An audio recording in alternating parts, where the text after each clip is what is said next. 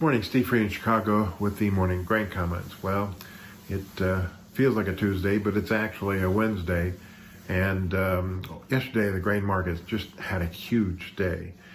The funds, managed funds came in and they were buyers of 18 beans, 23 corn, and 18 wheat. Seems like the wheat market took a lot of the focus with all the different news coming out of Russia concerning Ukraine and later sanctions against Russia.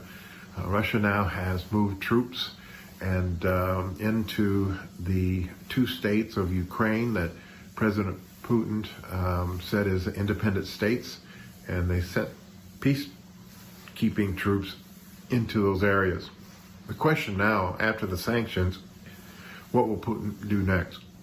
Some people think that he has his military in place to make further advances into Ukraine, and some of his requests actually is asking for Ukraine to be non-existent.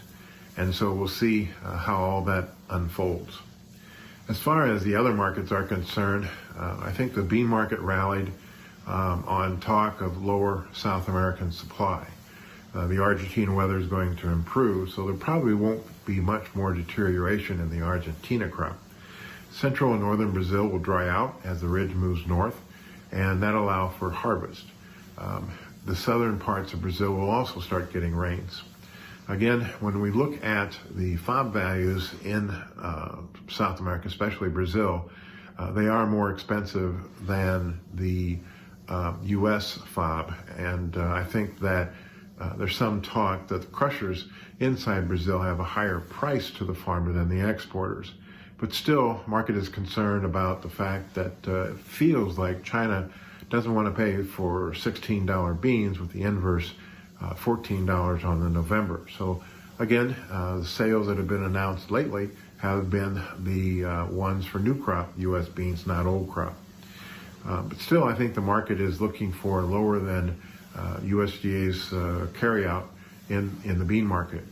Over in the corn, again, will Ukraine ship the 16 million tons of corn that they still have left to ship? Europe is a big buyer of Ukraine corn, so the Matif corn futures rallied yesterday on concern they may not get that corn imports. We also noted down in Brazil that their domestic corn prices have risen to $8.25, and so the domestic market is stronger than the export market. So they may be out of the market, and the Argentine corn is also getting smaller. So the corn market could see in the U.S. record March through May corn export demand. Yesterday's weekly corn exports were the highest of the year, but we're still behind last year's level. So I think the corn market is not overvalued yet, even though we're at contract highs, and we probably could see prices move higher. The wheat market is also concerned about Black Sea wheat exports, especially out of Russia, and that some of that demand may have to ship to Europe, which is already tight stocks. We also noted that the USDA dropped Kansas and Oklahoma crop ratings again due to the dry weather there. So I think corn and wheat's taking a pause after yesterday's gains. Beans continue to work higher. It's all now up to demand and how much brings U.S. carryout down. As always, these are my thoughts and not those of ADM Investor Services. Have a safe and profitable trading day. And remember, always treat people like you yourself would like to be treated.